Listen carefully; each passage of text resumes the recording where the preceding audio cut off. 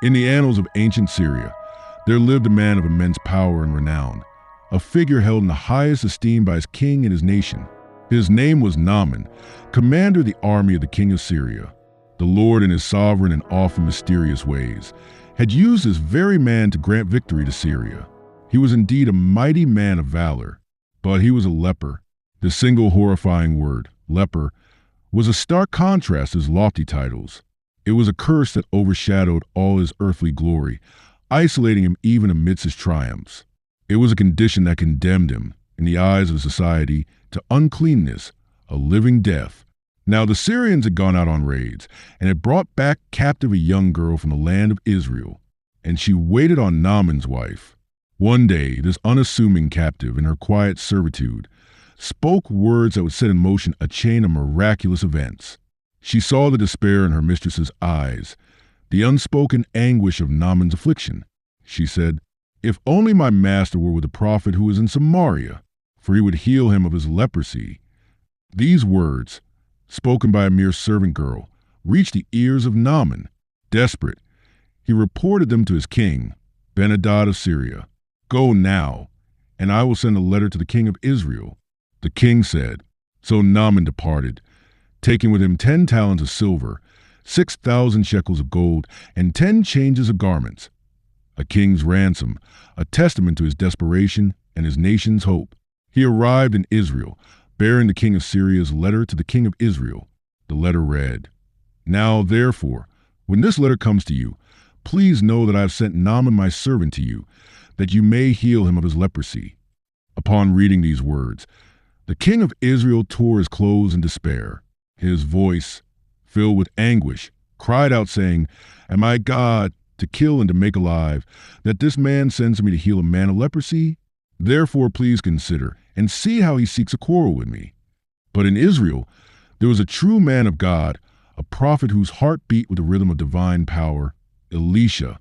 When Elisha, the man of God, heard that the king of Israel had torn his clothes, he sent to the king, saying, "Why have you torn your clothes? Please let him come to me, and he shall know that there is a prophet in Israel." So Naaman came with his horses and chariot, and stood at the door of Elisha's house. This mighty commander, accustomed to grand entrances and immediate attention, waited. But Elisha did not come out. Instead, he sent a messenger to him, with a directive that seemed utterly absurd to the proud Syrian. Elisha's messenger stated, "Go and wash in the Jordan 7 times, and your flesh shall be restored to you, and you shall be clean." Naaman, his pride wounded, his expectations shattered, burned with indignation. He had envisioned a grand ritual, a powerful incantation, a personal touch from the prophet. Instead, he received an insulting command.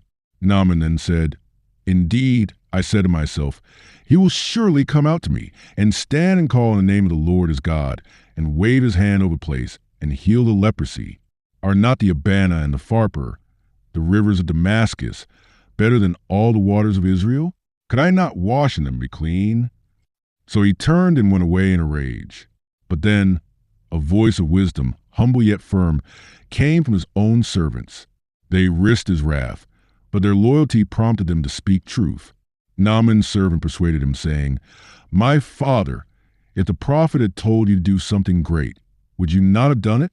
How much more then, when he says to you, 'Wash and be clean'?" Their simple logic cut through his pride.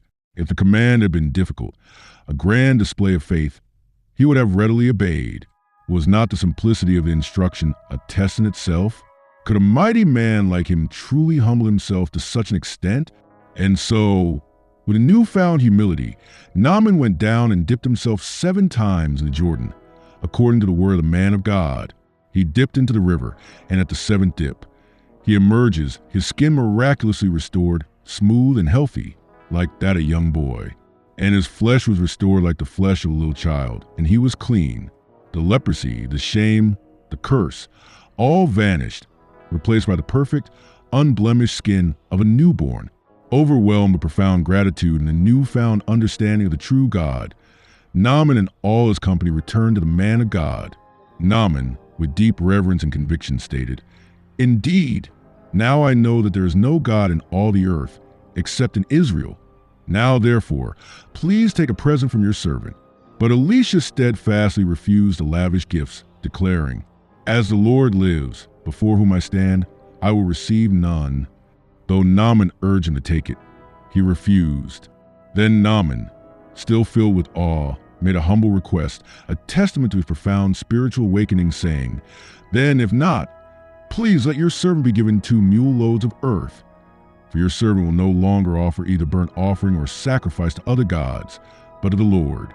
He also sought grace for a peculiar custom, a concession he needed to make in the presence of his king. Yet with a heart now fully devoted to the living God, Naaman continued, saying, "However, in this thing may the Lord pardon your servant. When my master goes into the temple of Rimmon to worship there, and he leans on my hand, and I bow down in the temple of Rimmon, when I bow down in the temple of Rimmon, may the Lord please pardon your servant in this thing." Elisha, recognizing the sincerity of Naaman's heart and the unique position he held, simply replied, "Go in peace."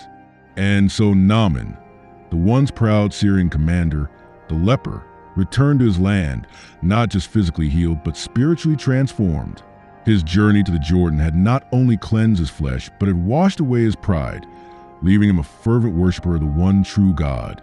His story stands as a powerful testament to the boundless grace of God, who heals not only the body but the soul and reveals his power through the most unexpected of means. Furthermore, a profound observation and absolutely highlights the story of Naaman. God uses the humble and overlooked. The young captive girl, in a position of insignificance and servitude, was used by God to bring about a miraculous healing for a powerful general. Her faith and compassion, though seemingly small, had immense impact. God often chooses the weak and despised things of the world to shame the strong. Her simple statement, "If only my master were with the prophet who was in Samaria, for he would heal him of his leprosy," was enough to spark hope and initiate a divine chain of events. It shows that we don't need a grand platform or elaborate speech to share God's power, and impact can be made regardless of our position. God's grace extends to all, and God's healing grace extends to all. This means that salvation is for all nations. Transformation leads to glorifying God.